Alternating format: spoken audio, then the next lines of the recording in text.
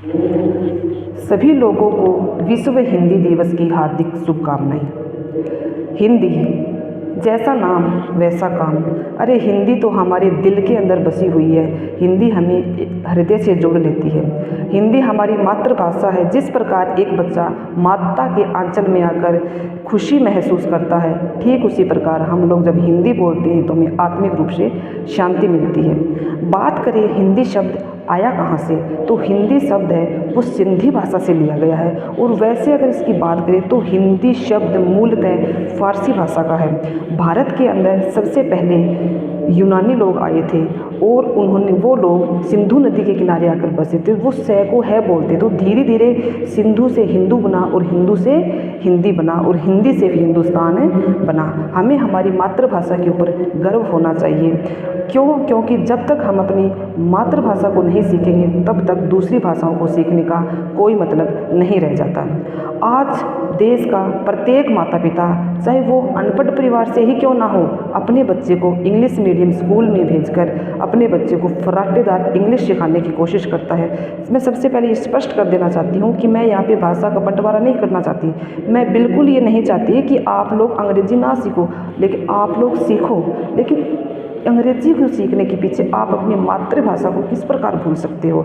जैसे जैसे हम बड़े होते जा रहे हैं वैसे वैसे जिस प्रकार हम अपनी माता को भूल जाते हैं, ठीक उसी प्रकार जैसे जैसे हम दूसरी भाषाओं को सीखने लगते हैं तो वैसे वैसे हम अपनी मातृभाषा को भी भूल जाते हैं।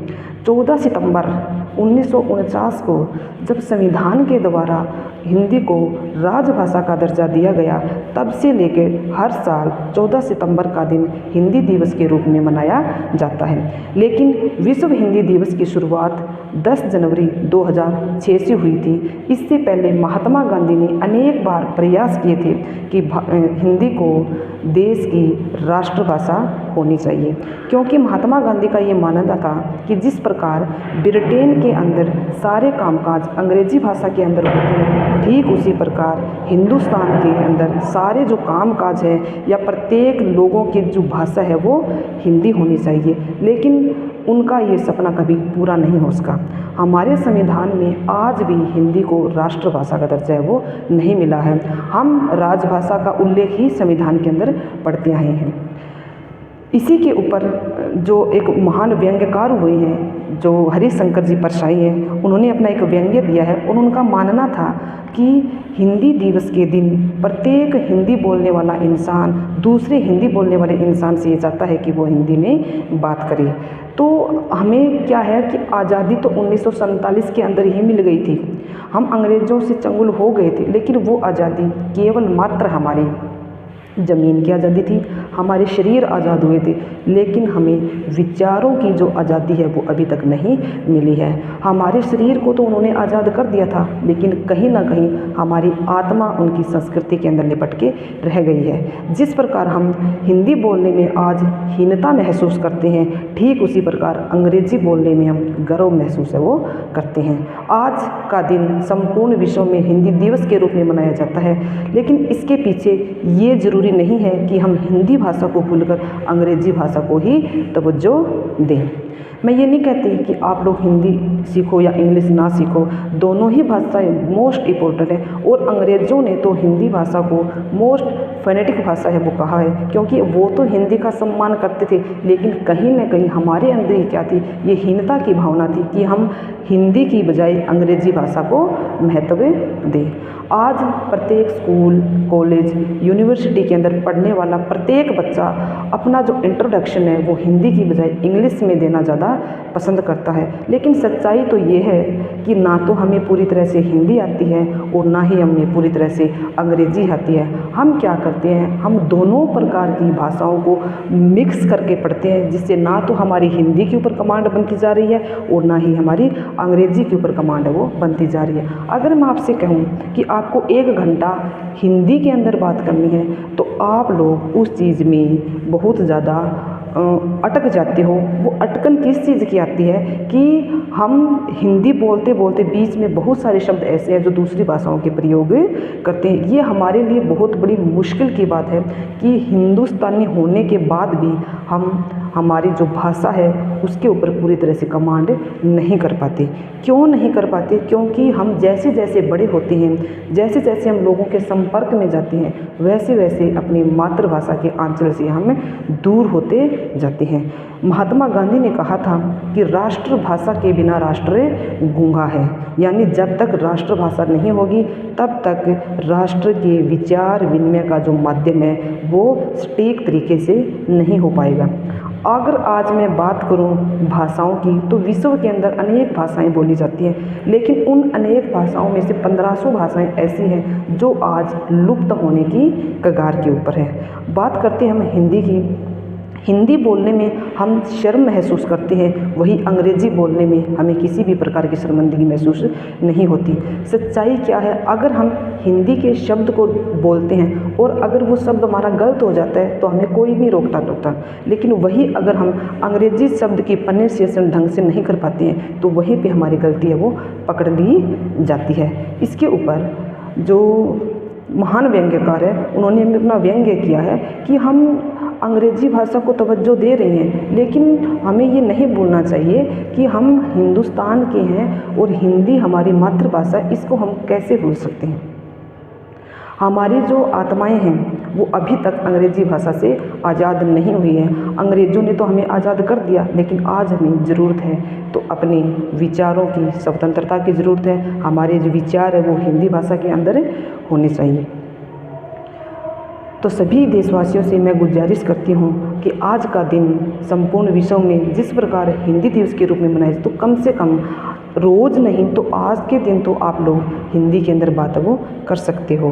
हम प्रत्येक माँ बाप, मैं भी एक माँ हूँ, आप लोग भी पेरेंट्स हो, तो प्रत्येक पेरेंट्स क्या चाहता है कि हमारा बच्चा इंग्लिश मीडियम स्कूल में पढ़े और फर्राटेदार इंग्लिश सीखे, और वो गर्व महसूस करते हैं कि किस प्रकार बच्चे ने बहुत ज़्यादा जल्दी है वो अंग्रेज़ी भाषा को सीख लिया है। लेकिन आज बच्चे को 20 का पता नहीं है, लेकिन बच्चे के 20 का अगर मतलब पूछा जाता है तो बच्चा 1 मिनट में बता देता है कि 20 कितने होते हैं। ठीक उसी प्रकार हम बच्चे को ABCD सिखाने में बहुत ज़्यादा व्यस्त हो चुके हैं, लेकिन हम क ख ग यानी हमारी जो देवनागरी जो लिपि है उनको सिखाने में आज भी पूरी तरह से समर्थ नहीं हो पाए हैं। तो मैं हाथ जोड़ के ये गुजारिश करती हूँ सभी लोगों से कि आप दूसरी भाषाओं को सीखो। मोस्ट इम्पोर्टेंट है सीखना, क्योंकि अगर दूसरी भाषाओं से हमें रोज़गार मिल रहा है, हमें जॉब मिल रही है, हम पैसा कमा सकते, कोई दिक्कत नहीं, आप सीख सकते हो, लेकिन इसके साथ साथ हमें अपनी मातृभाषा से जुड़े रहना चाहिए, क्योंकि मातृभाषा के अंदर वो खुशबू हमें मिलती है जो खुशबू हमें माँ के आंचल में मिलती है। अगर मातृभाषा हमारी माँ है तो दूसरी भाषा हमारे लिए आंटी का काम करती है। देखो मातृभाषा यानी माँ क्या करती है, माँ निस्वार्थ होकर हमारी सेवा करती है, निस्वार्थ भावना से हमें प्रेम करती है, जो दूसरे लोग हमसे कभी भी नहीं कर सकते। हमें हिंदी को बहुत ज़्यादा तवज्जो दी जानी चाहिए, बहुत ज़्यादा महत्व हिंदी को हमें दिया जाना चाहिए। क्यों? क्योंकि हिंदुस्तान का होने के नाते अगर हमें हिंदी नहीं आती है तो इससे बड़ी शर्म की बात हमारे लिए कोई भी नहीं हो सकती। एक बहुत बड़े विद्वान हुए हैं प्रताप नारायण मिश्र, उन्होंने एक नारा दिया था कि हिंदी हिंदू हिंदुस्तान, यानी हिंदी है तो हिंदू है, हिंदू है तो हिंदू से तान है।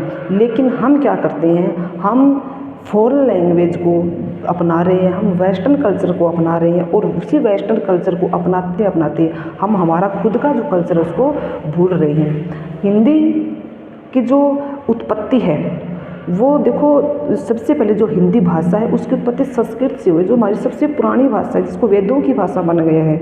और हिंदी के अंदर, हिंदी हमारी एक वैज्ञानिक भाषा है, इसके अंदर जिस प्रकार का उच्चारण हम करते हैं, जिस प्रकार का हम लिखते हैं, उसी तरह से हम इनको बोलते हैं। ये नहीं है अभी लिखेंगे कुछ और बोलेंगे कुछ और। आज हमारे विचार विनिमय का जो साधन है वो हिंदी न होके अंग्रेजी हो गया है।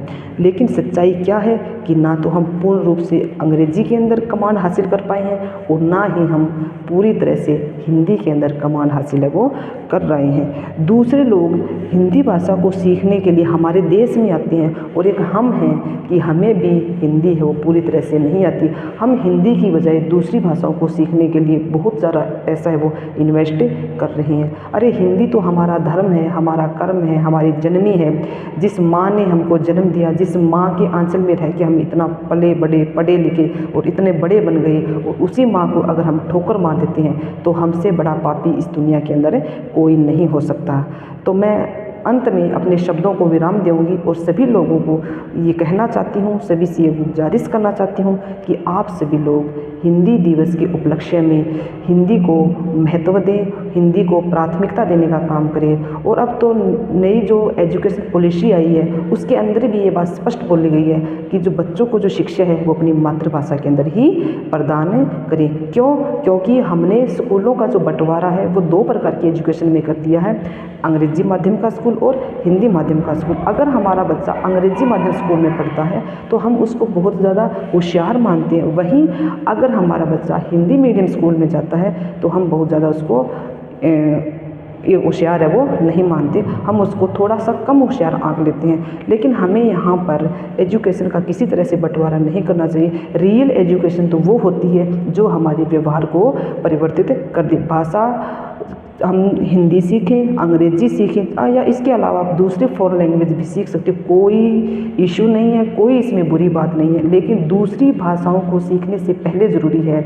अपने आप की भाषा को सीखना, अपने देश की भाषा को सीखना, अपने राष्ट्र की भाषा को सीखना, ताकि हम एक देश का अच्छा नागरिक बन सकें, देश का एक अच्छे लोग बन सकें और आने वाली जनरेशन को हम अच्छे संस्कार दे सकें। इसी के साथ अपने शब्दों को विराम देती हूँ और एक बार सभी लोगों को हिंदी दिवस की बहुत बहुत बहुत शुभकामनाएं। Thank you and have a nice day.